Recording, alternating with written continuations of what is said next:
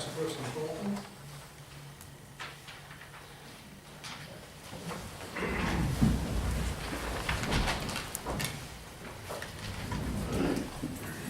Dear Lord, we come to you tonight with a humble heart and such great weather here in the south, and we know that Easter is coming up this weekend, and we look forward to celebrating it in your name.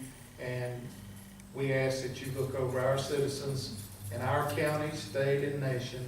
It's in your name I pray. Amen.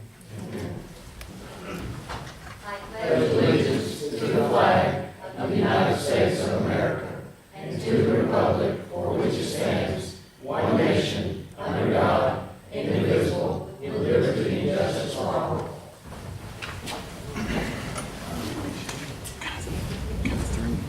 Roll call. Thornton. Here. Gant. Here. Jones. Here.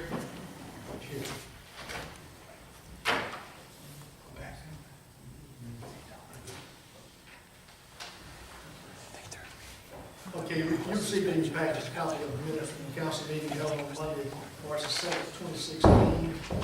Motion to approve. So moved. Have a motion. Do we have a second? Second. Okay. All in favor, let me know by saying aye. Aye. Anyone opposed? Okay, so the minutes have been approved.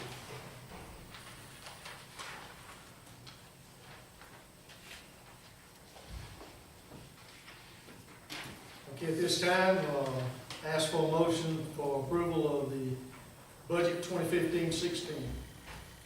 So moved. We have a motion. Do we have a second? Second.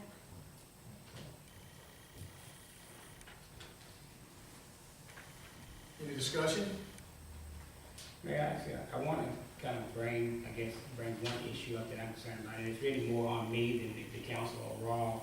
I wasn't aware that we were going to actually vote on the budget tonight. I just kind of became aware that we had 2 weeks from the meeting that I missed on last time due to being out of town.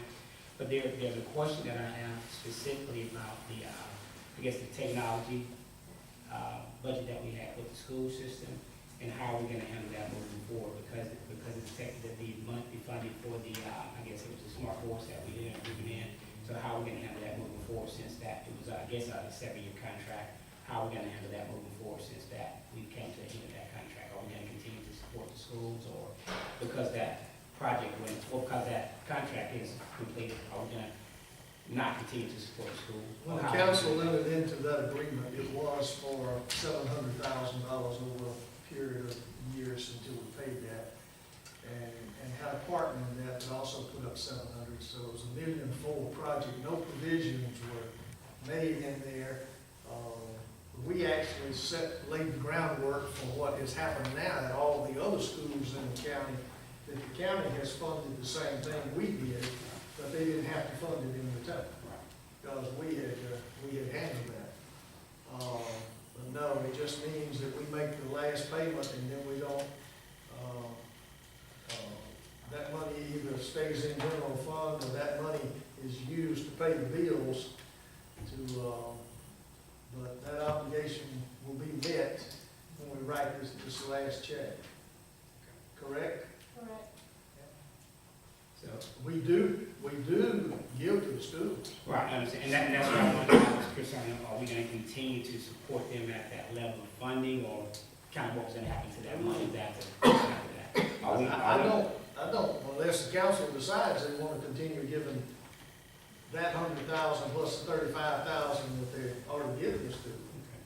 So, but here's what happens in this, that 35,000 that we were giving the schools also had gotten sucked into the technology program, and they were taking the additional 35,000 we were giving to the high school at 34,000, wasn't it? At 14 at the high school, 10 at the middle school, 10 at the elementary school, and they were sucking their money in that didn't allow them to have this extra funding to do the projects that we intended to be done, like support the different programs within the school. So now they will be able to retain their $35,000 within their individual school. So who gets that 35,000? The high school or? High school gets 14, we write the check to them. We've always written the check to them, but they had to turn the check over to the Board of Education. So now they get to keep the 14 and the 10 and the 10. And ultimately, my concern is what role we're gonna play as a city to support the schools in Wetumpka, basically. And I know we've been doing that through the technology grant, but I certainly like to see us continue to support them at the level that we can, if it doesn't have that much of an adverse effect on the budget. So that was the one major concern that I had, with, how are we gonna proceed? I think if you go back to over the years, this city has always supported the schools in a strong, strong way, whereas other cities throughout the county maybe have not done it quite like what we have done, but we committed $250,000 to the renovation of the football stadium over there. Then we came back and committed money again to that project. Then there was a $75,000 that we committed when they changed classifications, and I can't remember when that was. 2 years ago, was an additional $75,000 that the city put into that, along with the $34,000 that it has been giving annually. So I think you're going to find that the city has supported the schools in a strong way. And I do understand that, but I'm just honestly, I'm concerned. Of course, naturally, I understand that we don't have a city school system, some Biddle County Board of Education, but we do have schools that are free schools, specifically that are located within the city limits. So, and so I'd like to see us continue a partnership that can continue to help those schools in a way that they can count on. And I know that the 35 that they've received, I don't know how far that goes with them, but I know they've greatly depended on the technology funds that we support them. But I want us to look at how can we continue to do that at that level if it's possible. And I'm sure that when I say at that level, at least at the $100,000 level, that doesn't mean 135,000. But if we can continue to support those schools within our community, I think this is good for the city and school partnership. So I would like for us to look at that moving forward. How can we do that? I appreciate that willingness for partnership, but how we found the $100,000 a year to pledge into this was we put the screws on overtime in this city to control the spending, to come up with $100,000 to be able to give. Now, we don't always have control. Some questions were asked in the budget this year, but why are these numbers as high as they are? It's because we have an estimate of overtime. We don't know exactly what it's going to be. But if you have a flood, if you have a catastrophe, if you have events that are going on in the city, then you're creating overtime. And whether it's through public works or police and fire or wherever, you're building that overtime. So to say now that we've just got $100,000 flopping around out there that we're looking for something to plug into, I don't know if that's the case, because there were times that we were looking for that $100,000 to make the payment. Is that correct? I just officially want to be on the record and saying I would like for us as a city to be as supportive as we can to support our school system. And of course, like you said, well, of course we've committed that $100,000 over a number of years, but if there's a way that we can find, if there's a way that we can find the resources to help the schools out within our city limits, I would like to see us as a city try to take advantage of that partnership. And I can assure you, and I believe I can assure you that we will have the opportunity to participate, because they will be asking us to participate. We sat in meetings this last week with Coach and Text with the Board of Education and the principal of the high school, looking at a partnership between the city and some things that they're doing. Is it a win-win for both of us? Possibly could be. So we're looking for that, and we will not shun those opportunities when they come our way. But it's not always easy to find that fund. Any other questions on this? Okay, so we have a motion and we have a second. We've had discussion. All in favor of the adoption of the budget, let it be known by saying aye. Aye. Anyone opposed? Opposed. You oppose the budget? And I'm gonna abstain. Okay, let's do that. Let's, Yeah. I'm gonna abstain. okay, when I've got a vote, can you vote? No, I didn't vote. Then you didn't vote. I've got an abstention, and I've got a no on the budget, so we've got, I vote. Approve the budget. So the budget is approved.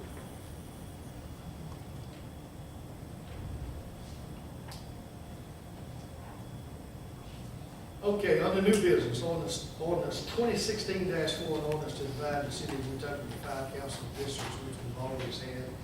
But you've seen these districts outlined here tonight, and been provisions to provide for the mayor to be elected at large throughout the entire city.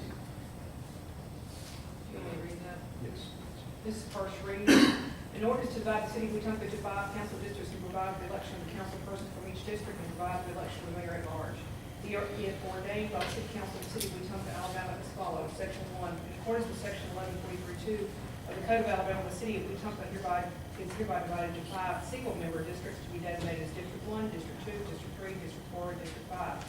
The districts are the areas within the city of Wetumpka that are enclosed by the described lines that follow existing corporate limits as of the date of this ordinance. Center line of streets, roadways, alleys, railroads, or extension thereof, property lines, streams, creeks, and rivers, or other lines as described in the meets and bounds description of district boundaries included as a part of this ordinance, and is shown on the graphic depiction referred to as the City of Wetumpka 2016 Council District Boundaries, and included as attachment 1. At the municipal election in 2016, and every 4 years thereafter, the qualified electors residing in each of the above described districts of the City of Wetumpka, Alabama, who are entitled to participate in such election shall elect 1 council member to the city council for that district. Each council member so elected must be a bona fide elector of and must actually reside in the district from which they have qualified for election.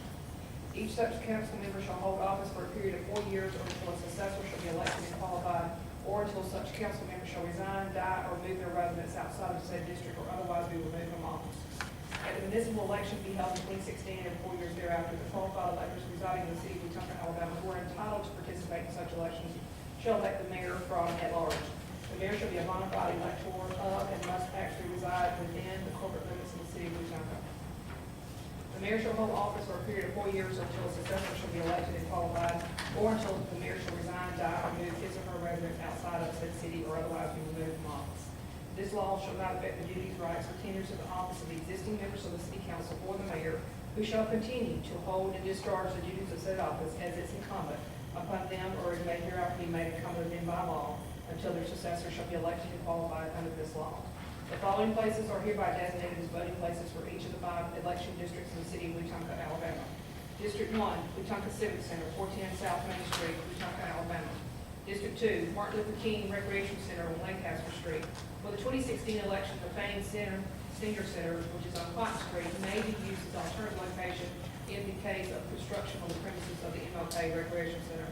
The actual location for voting in this district shall be identified as in the notice of election published on the first Tuesday of July 2016. In District 3 will be the Wetumpka Civic Center, District 4, Wetumpka Civic Center, District 5, Wetumpka Civic Center.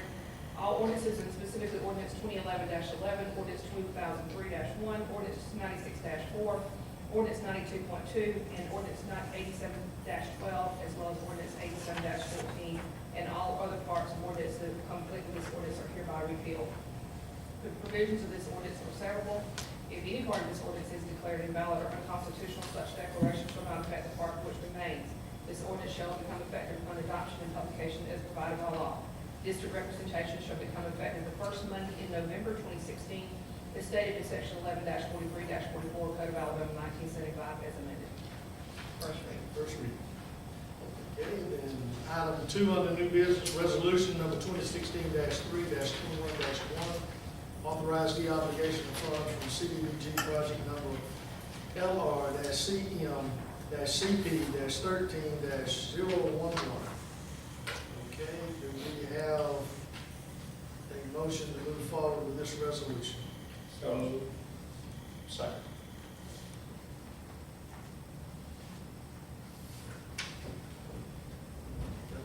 a second.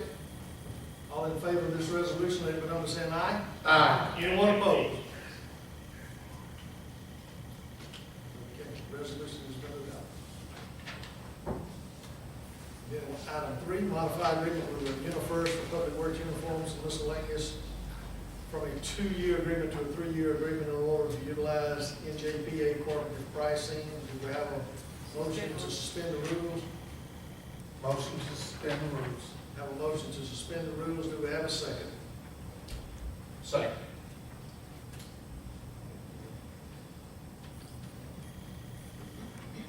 Motion and a second to suspend the rules. All in favor of suspending the rules? Roll call, I'm sorry. Gill? Yes. Thornton? Yes. Gant? Yes. Jones? Yes. Okay, the rule having been suspended, we have a motion now to move forward to modify the agreement. So moved. Second.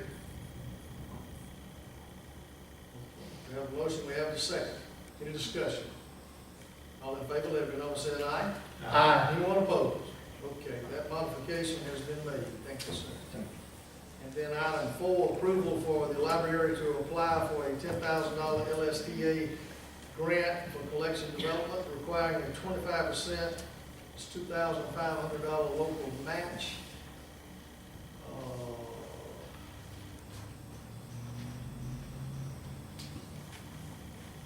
Spending funds, so that'll be the first presentation. Thank you.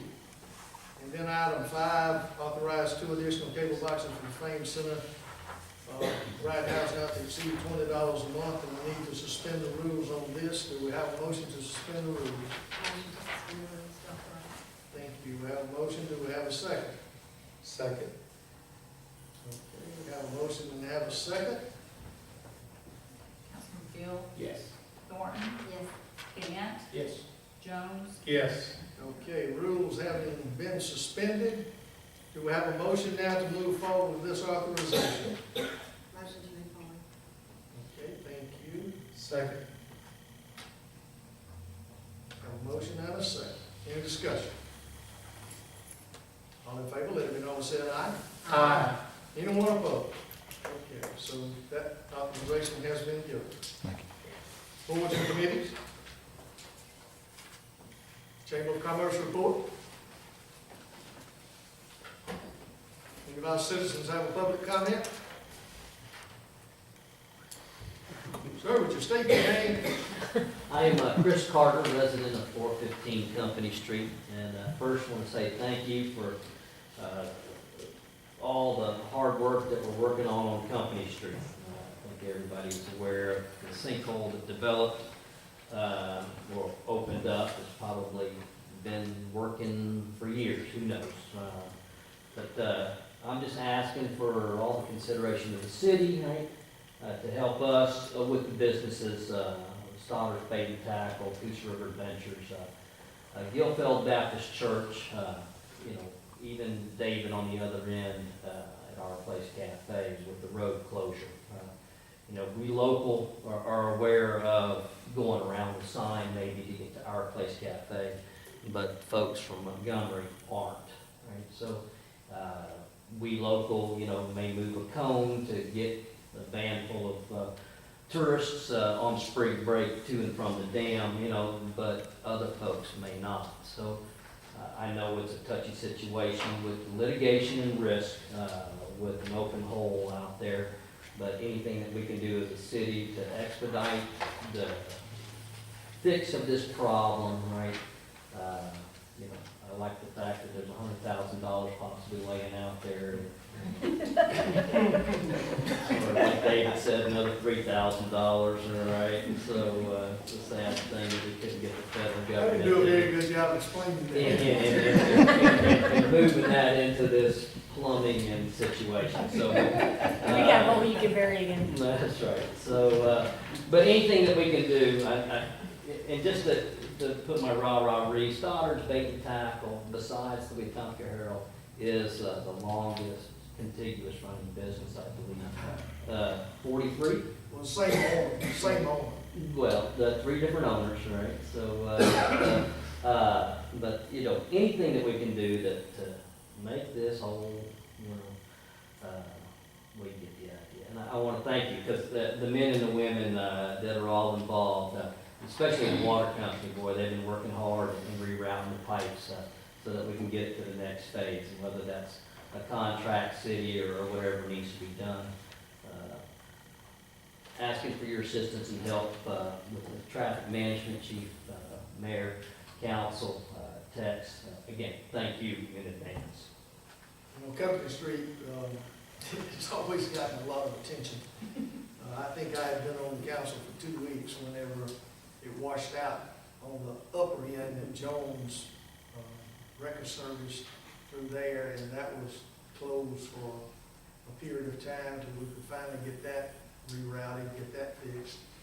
And now this is kind of the second one we've had back to back. The December rains got us, and it's been presented to FEMA. And even Corps of Engineers today, we've had a meeting with Corps of Engineers and found out a little hoop we're gonna have to jump through there. Being so close to the river that we have to jump through the hoop there, but at least we know which hoop we have to jump through. So they've started that, and hopefully we're gonna get this thing up and get it done as quickly as possible. So, but we will, as far as us putting up a sign, Regina, you correct me if I'm wrong here, but if we go down there and put up a sign that says, it's okay for you to go around this barricade to do business right here, we're accepting that liability if something happens. Now, if they go around that barricade or somebody else put that sign up there, that's not us. Right. Right.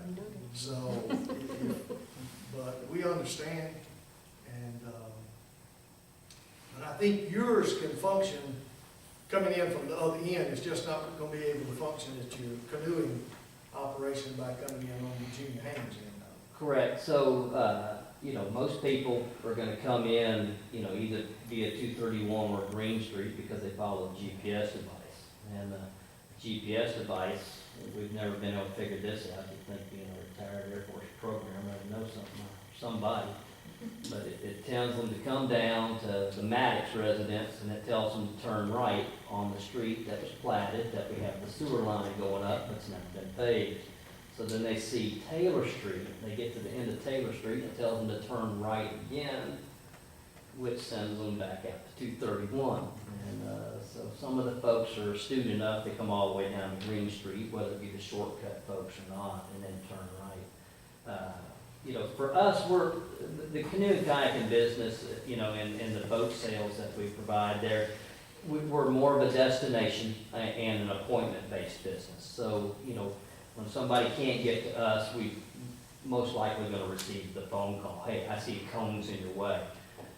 If the barricade were solidly, you know, erected like it is now, right there in front of our driveway, people who do come that far down do have a turnaround option in the driveway, as well as a parking option to where they could continue to walk down to, you know, Stockbridge. So, you know, I feel for Craig, who's the proprietor, even though we really own the building, it is his business to run. And, you know, boy, we're in spring break, you know, great fishing weather, and we got great weather forecasts, and you know, you sink all of that money into a crop, right? That is, that's what, you know, those minnows and crickets are all about. And so, you know, so you sink that money into those tanks, and all of a sudden, you know, you got a timeline. You got to get them out and get them to the customer. Let us, we'll work with you. And I know you are, and I thank you. I just don't know if the state would let us put anything up there at the end of Green Street. I think Green Street's, you know, we gotta get in and out of there for the workers and that access, right? We don't want people still trying to play shortcut games. People could still, even look at trying to find the owner of those two properties that are sitting there that have been vacant for years, if there was something that could be worked out with him. I think he's an individual in Montgomery, you know, the two lots there with the brick walls to where, you know, there could be parking in that area and people could still access the shop. But we, and I hate to say it, when we were discussing possible, building closure, boy, that's a whole different ball of wax. And, Regina, the city attorney, that's an ugly ball of wax. So,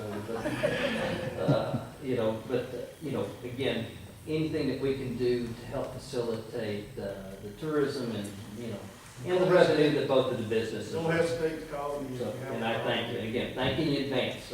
Everybody's doing a wonderful job. Thank you.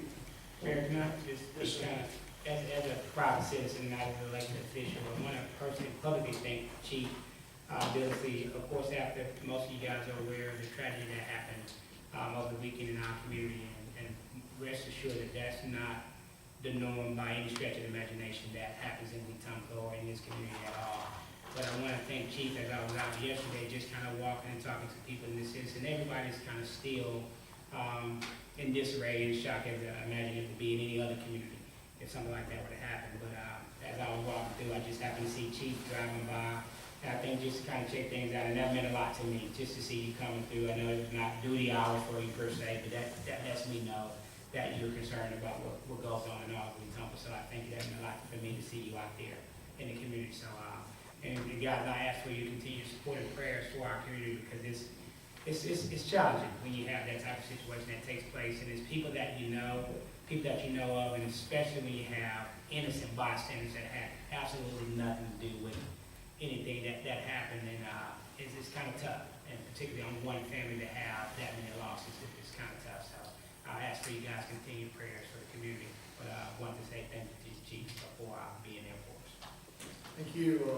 I don't know if you've noticed before, but most Fridays, he's walking that neighborhood and walks those streets and getting to know the people. One of the people that were killed, I chose him as an 8-year-old. He played on my baseball team, and watched him grow up.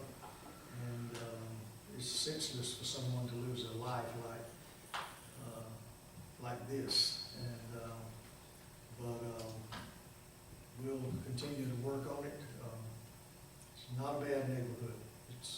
We've had some problems here and there, but all in all, it's a good neighborhood, just like the rest of them in the city, and good people who live there. But it was tragic what happened, and but we'll continue to work on that. And I was there pretty quick, watched them, and you're to be commended for how you handled this and how quickly it was brought together, and we'll be able to apprehend the individual. And sometimes when this is all over, they can tell you exactly how they were able to apprehend him and find the weapon and the whole 9 yards, and that's quite intriguing, kind of like something you would see on TV, but it happened right here in Wetumpka. So they did a good job, all of you guys did. Okay, anything else? Motion to adjourn. So